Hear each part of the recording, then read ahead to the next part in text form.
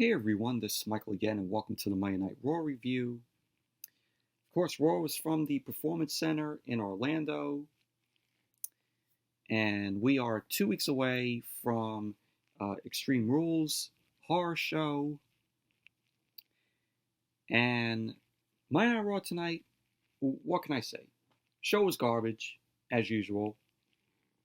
Aside from the new design of a WWE title, which I will get to, but you all know probably what I'm talking about because the new design of one of their titles is the thumbnail to the video here. So, but right before I did this review, I was checking out YouTube user Wrestling Mixtapes live stream where he did his Raw review, and just talking wrestling, talking among other stuff on his live stream. In his chat, live chat that you do when you live stream. So it's always pretty fun watching his live streams and just chatting along with some of the others in the other chat. You have the elitists in there, wrestling with Heat. All three guys, they watch my reviews. So I check out theirs. I comment on pretty much all their videos. So, but definitely subscribe to the three of them. Subscribe to Wrestling Mixtape. Subscribe to the elitists, and subscribe to Wrestling with Heat. So check out their videos. So, and if they're watching, gave you guys a little shout out. But let's jump right into the Raw review. So Monday Night Raw opened up tonight, and it opened up decent with Drew McIntyre. Drew McIntyre made his way out, welcomed everybody to Monday Night Raw, and he ended up plugging his match that he is having with Dolph Ziggler for the WWE Championship at Extreme Rules horror show. McIntyre ended up talking about how he's letting Dolph pick the stipulation for their match. And McIntyre ends up calling Dolph out so that he could reveal what their stipulation for the match is going to be. So Dolph Ziggler ended up coming out, and he ended up saying that the stipulation is a secret. Dolph ended up saying that he'd be a sucker if he let McIntyre know about the stipulation before their match. So Dolph ended up going on about how McIntyre was giving him the power to pick the stipulation. So McIntyre then ended up interrupting Dolph, and he ended up shutting Dolph down. Dolph ended up bringing up how McIntyre has stabbed people in the back, and how McIntyre forgotten about them. And Dolph ended up saying that he's brought someone here who McIntyre did wrong in the past. So Dolph Ziggler ends up bringing out Heath Slater. So Heath Slater came out. Heath Slater, he's one of the other guys that got released during Black Wednesday. And I know a lot of you are probably saying, "Oh, why did Heath Slater appear tonight? Since WWE fired him." Well, Heath Slater's 90-day contract didn't expire yet, so he was able to appear tonight. So Heath Slater ended up walking down to the ring with Dolph. Heath Slater got on the mic, and he ended up saying that he's known McIntyre for more than a decade. Of course, you had Heath Slater, McIntyre, and of course Jinder Mahal when they were known as 3MB. which that was pretty shitty with them. So Heath Slater ends up saying that him and McIntyre go way back, more than anyone knows. He ends up saying that he recalls sitting at home with his family in April, watching McIntyre beat Brock Lesnar at WrestleMania. He said Heath Slater said when he saw McIntyre beat Brock Lesnar, he jumped up and cried. He ended up saying that it was probably the first time his kids saw him cry at that moment. He ended up saying that it was all joy in his heart for McIntyre. So Heath Slater ends up talking about how when McIntyre was released, he checked in on him every day, and he also came to visit him.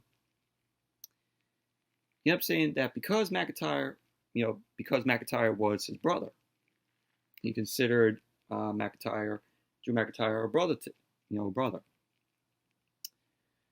So Heath Slater ended up asking where McIntyre was for him. So, Heath Slater was like to McIntyre, "Where were you for me?" So Heath Slater ended up saying to McIntyre, let that sink in. Heath Slater ended up going on to say that he hasn't spoken with McIntyre in how long? McIntyre didn't even know. He didn't know how long that he hasn't spoken to Heath Slater.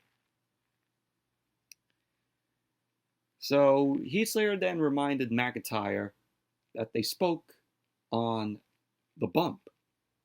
I mean, you all probably know what the Bump is. It's WWE's social media show that they broadcast on their platforms.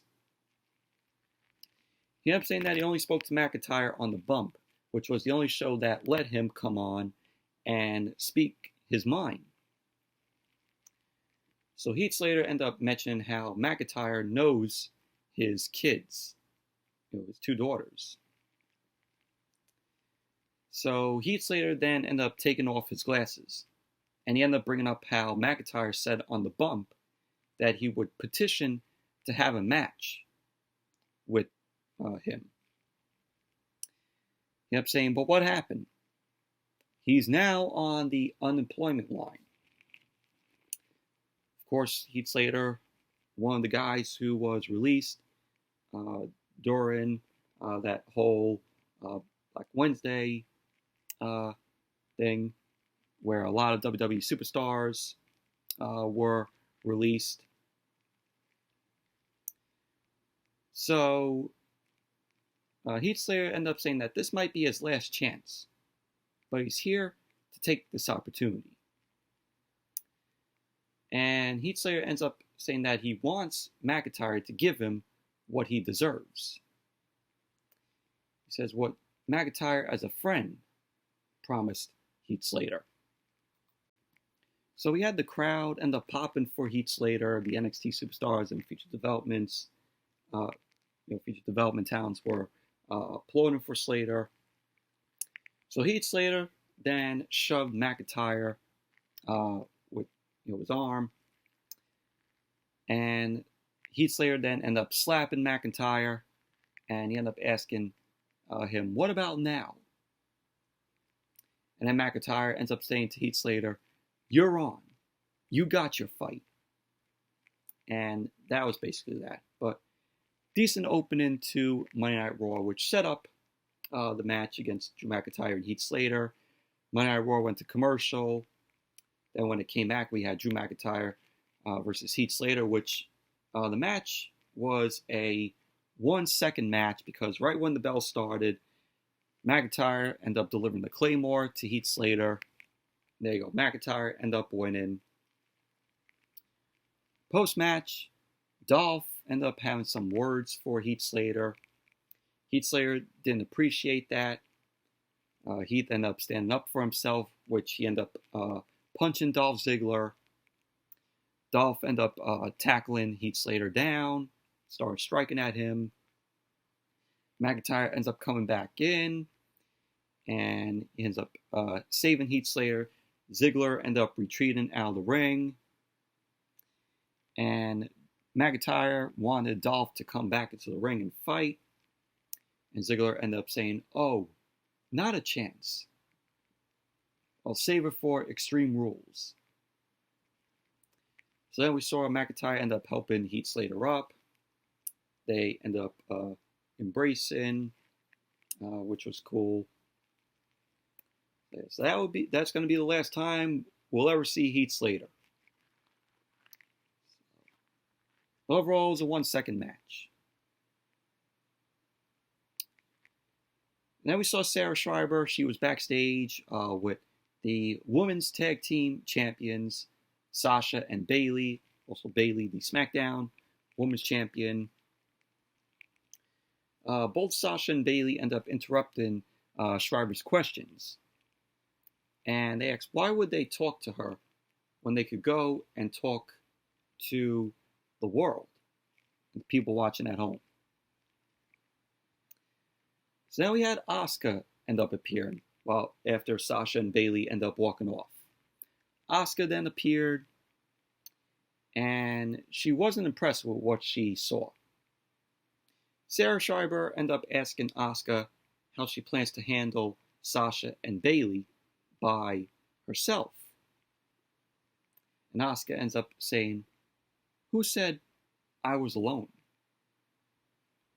So that means something, which I will get to. So that was that. Then we had Sasha and Bayley end up coming out. They got into the ring. They ended up bragging and talk about how they're running all 3 shows: Monday Night Raw, NXT, and of course SmackDown, which is the show they are a part of. And they talk about, being on top and how they are never sleeping.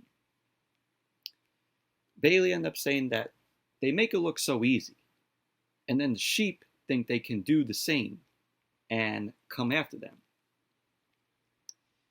So Bayley ended up bringing up the match with Asuka later on tonight, and also her match with Nikki Cross at Extreme Rules.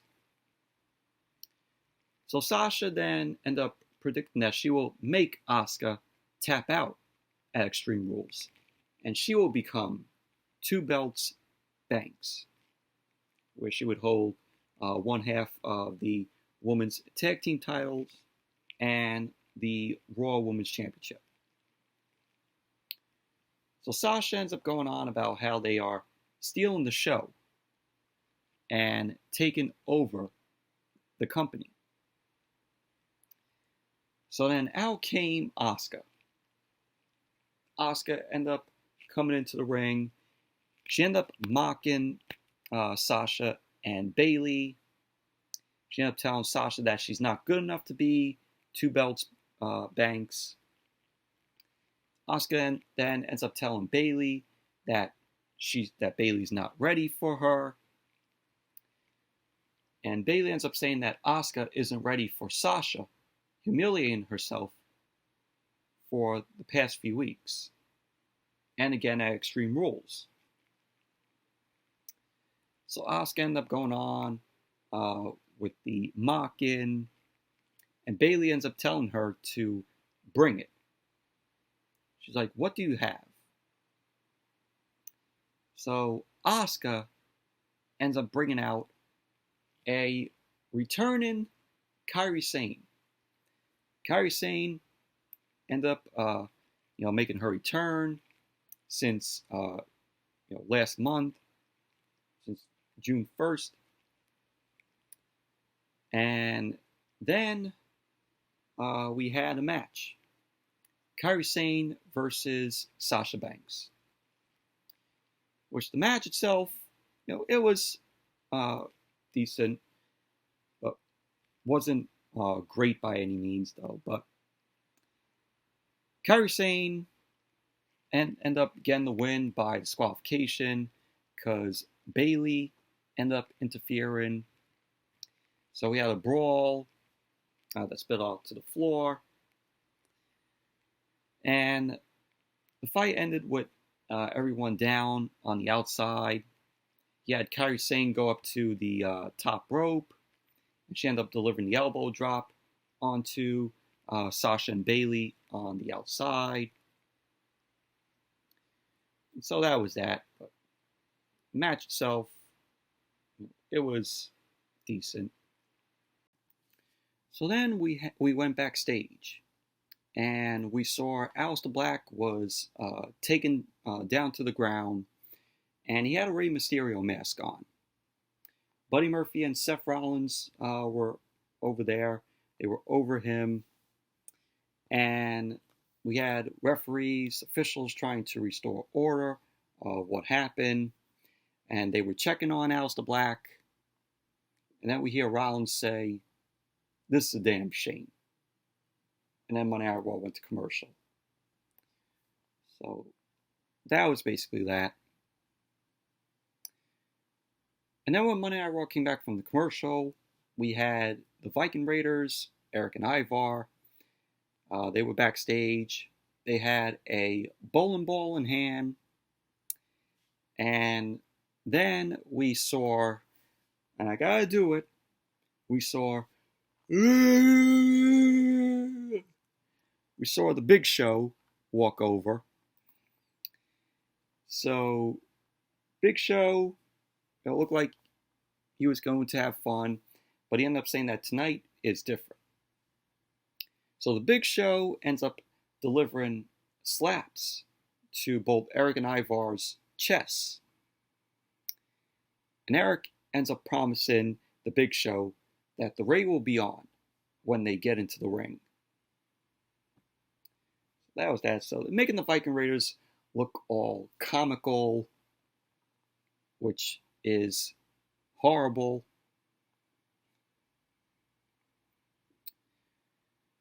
So then we had the Kevin Owens show.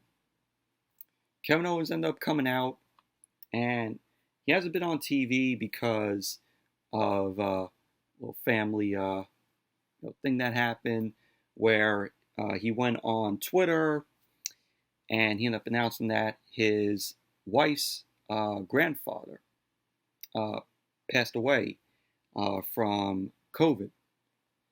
And that is the reason why, he stood off of TV, which, I don't blame him. He's trying to protect his health after, death happened in the family. But it was cool to see Kevin Owens on TV. So he ends up getting into the ring. He welcomes everyone to the Kevin Owens show.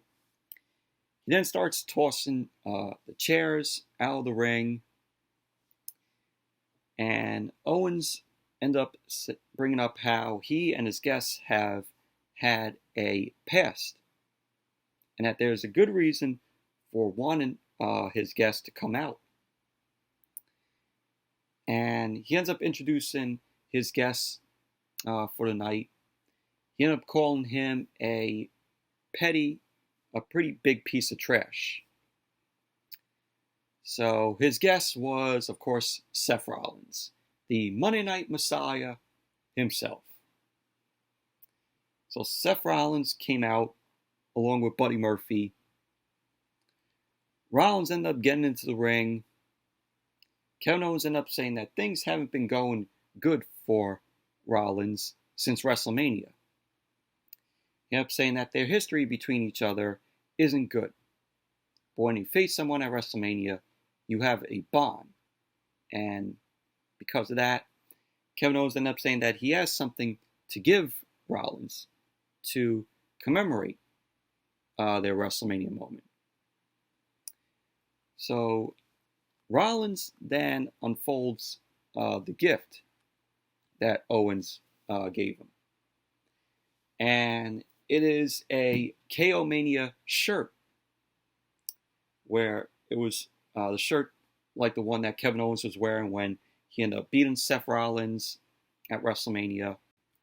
Sorry about that, but Rollins ended up seeing what Kevin Owens was trying to do. He ended up saying that he doesn't give a damn about Kevin Owens or his shirt or his show.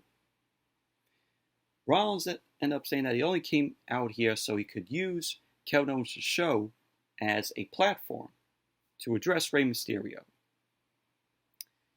So Rollins ended up saying that it's time to permanently sacrifice Rey for the greater good of Monday Night Raw. Can anyone tell me what's the greater good of Monday Night Raw? What the fuck is the greater good? Can anyone tell me? Is the greater good of Monday Night Raw their ratings are getting lower and lower? Is the greater good that Bruce Pritchard is giving us shit show at the shit show every single week? What is the greater good?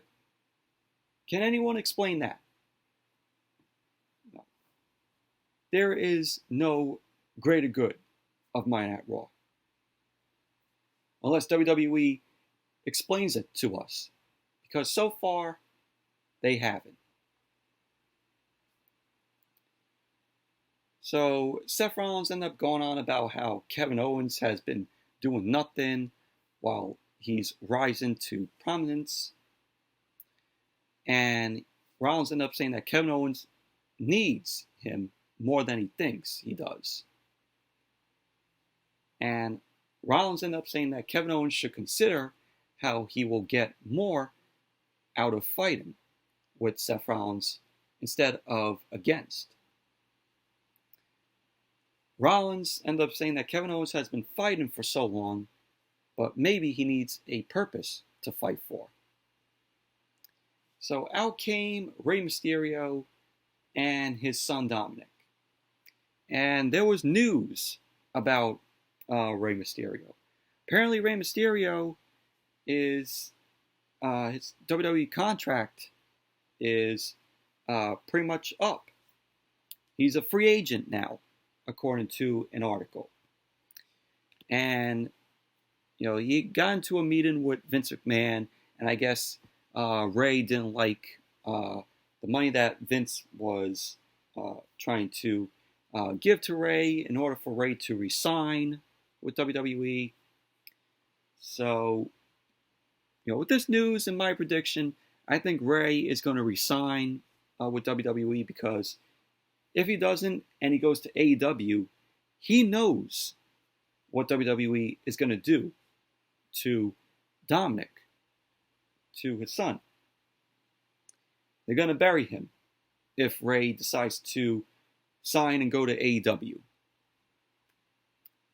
That's what they're going to do. That's what WWE is going to do. If Rey goes to AEW, they're going to bury his son. But I see Rey resigning with WWE just for, his son Dominic. But Rey ended up saying that Kevin Owens isn't going to fall for Seth Rollins' BS. So Rey Mysterio then accepts Rollins' challenge for Extreme Rules. And he ends up saying that his blood will be on his hands. Rollins ended up saying that they had a tag team match for tonight, and that Rey's partner is missing. Rollins ended up asking if Rey is going to come and face him and Murphy 2-on-1. So Kevin Owens ended up interrupting, and he ended up saying that he will never fight by Seth's side, but he will gladly fight by Rey's side any day. Kevin Owens then ended up saying that he will be Rey's partner tonight, if Rey will have him. Kevin Owens then ended up proposes that the winning team tonight gets to pick the stipulation for Rey and Rollins' match at Extreme Rules. So Rollins ended up laughing, and he ended up saying that they're on. So then we had Buddy Murphy then end up attacking Kevin Owens, and we end up getting a brawl. Rollins end up retreating, and Buddy Murphy end up getting sent out to the floor. Kevin Owens ends up throwing part of his set out, and that was basically that. But it was cool to see Kevin Owens here, make his return on TV. Then we had Seth Rollins and Buddy Murphy versus Rey Mysterio and Kevin Owens. This match to me was very meh, in my opinion. There was a point in the match where Seth Rollins ended up getting in Dominic's face. Rollins was then yelling at Dominic and taunting him. Then Rollins ended up putting his hands on Dominic. And he rakes Dominic's eyes. Dominic ends up going down. He gets checked on by Rey and also Kevin Owens. And then we saw like Dominic ends up holding his eye on the outside. This was when Monday Night Raw came back from the commercial. And it was back and forth between these guys. Rey Mysterio and Kevin Owens end up winning. Rey end up hitting the frog splash to Buddy Murphy. Because before that, Rey end up doing the 619 to Buddy Murphy. Then head up top for the frog splash. There you go. Rey Mysterio and Kevin Owens end up winning the match. Post-match, you had Buddy Murphy end up joining Seth Rollins on the ramp. Aleister Black end up entering the ring. And we had Rey end up taking the mic. And he announces the stipulation for the match at Extreme Rules. Rey ended up saying that the match is going to be, or the stipulation is going to be, eye for an eye. Wait a minute, eye for an eye. Where have I seen and heard that from? Oh yeah, All Elite Wrestling, where they did that with Moxley and Jericho. So there you go, WWE basically stealing from All Elite Wrestling, from AEW. So Rey ended up talking about, Rollins trying to take his eye, and that he will do the same at Extreme Rules. So Rollins, when he said that, he had like a terrified look on his face. So there you go. Rey Mysterio versus Seth Rollins at Extreme Rules. Horror show. It's going to be an eye for an eye.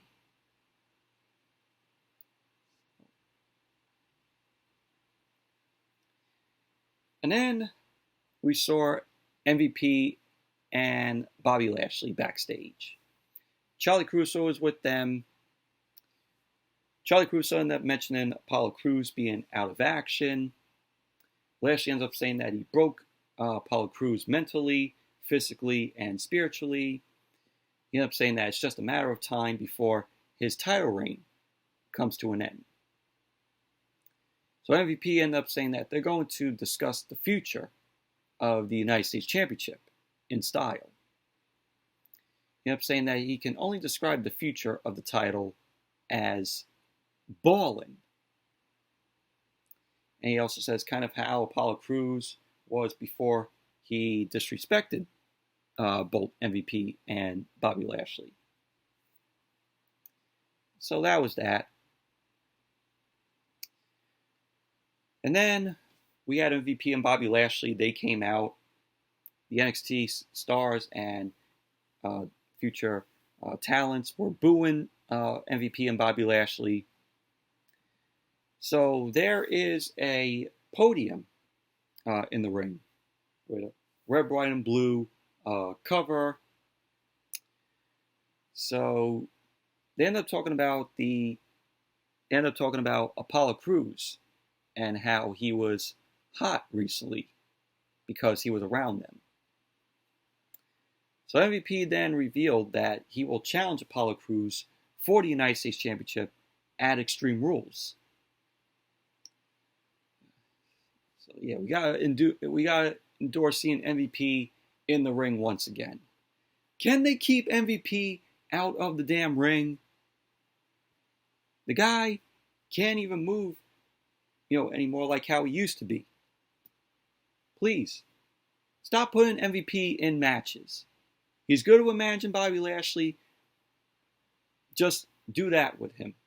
Just make him manage Bobby Lashley and keep him out of the ring. Please. So MVP then ended up talking about how he will once again become the United States Champion. And we then get the reveal of the new design for the United States Championship, which looks really beautiful. It's a beautiful looking new design for the United States Championship.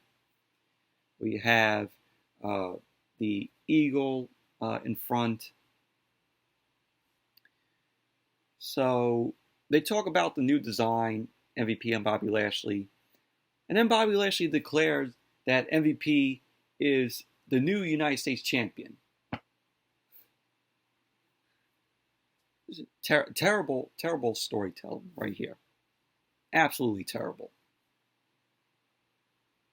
So then Bobby Lashley ends up placing the new United States Championship around MVP's waist. And then out came Cedric Alexander and Ricochet. Ricochet and Cedric Alexander end up talking trash to both MVP and Bobby Lashley. Ricochet ended up saying that Apollo Crews will be back and that he will put an end to this championship fantasy that MVP has. He ended up saying that they hurt their friend, Apollo Crews, and that it's time for payback. So Ricochet and Cedric Alexander end up in the ring, and Cedric end up sending MVP out. Bobby Lashley ended up looking to slam Ricochet, and Lashley ended up on the outside with MVP, and pretty much that was basically that. And it set up a tag team match between. Sorry about that again, but I was saying it set up a tag team match between MVP Bobby Lashley versus Cedric Alexander and Ricochet. Match was garbage. Absolute garbage, in my opinion. MVP and Bobby Lashley end up winning. Lashley ended up nailing the spear to Cedric Alexander for the win. There you go. Post-match, we had MVP raise the new United States Championship, and he ordered the referee to raise him and Bobby Lashley's arms. And then Lashley ended up grabbing Cedric off the mat and locked him in the full Nelson. Ricochet ended up coming in to make the save. He ends up pulling Cedric to safety. And that was basically that. But I have news on Ricochet that I saw in an article. And when I read this, I just laughed. Apparently, Ricochet ended up saying that the match that he had with Brock Lesnar, he ended up saying at Super Showdown, he ended up saying that that match was an accomplishment for him.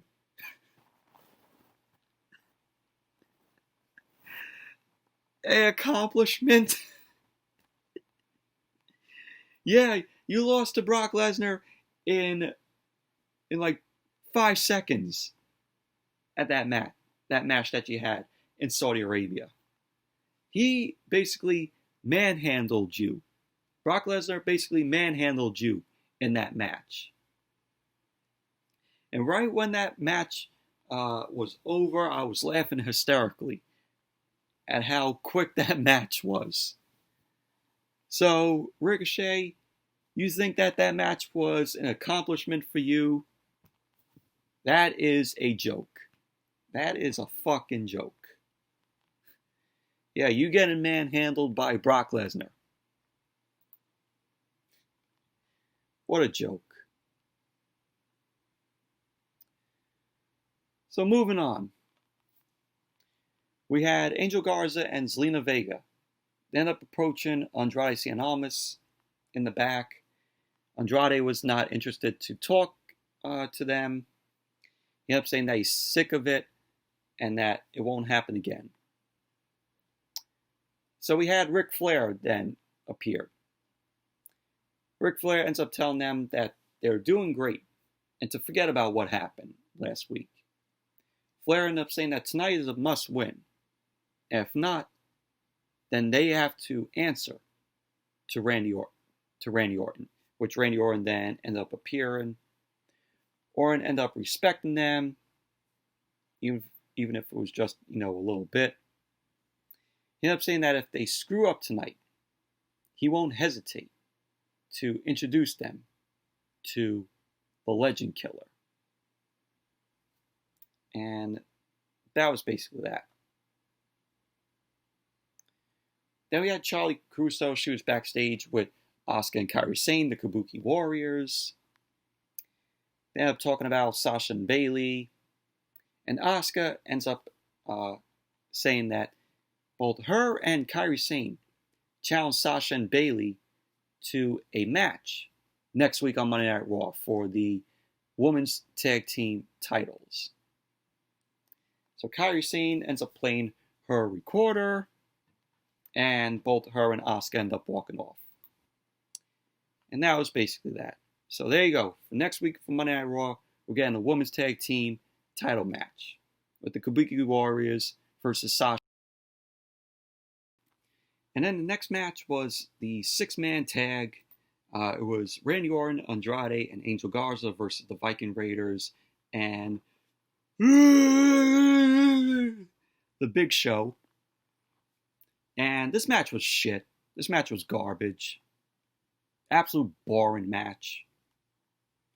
We have Randy Orton, Andrade, and Angel Garza end up winning. There was a point in the match where Orton ended up yelling at Angel Garza to get his ass, out of the ring. Orton then ended up shoving Garza into the plexiglass, ended up grabbing Garza by his throat, ended up shoving him around, ended up shoving him into the ring post. And so Orton ended up telling Garza to get his head out of his ass. He ended up saying that he knows Garza grew up in the business and that he won't hesitate to put him in the dirt. And that was really shocking. I don't even know if that was scripted or not from Randy Orton. But that was crazy to see. But Orton, Andrade, and Garza end up winning. Orton ended up hitting the RKO out of nowhere on Eric of the Viking Raiders. And that was that.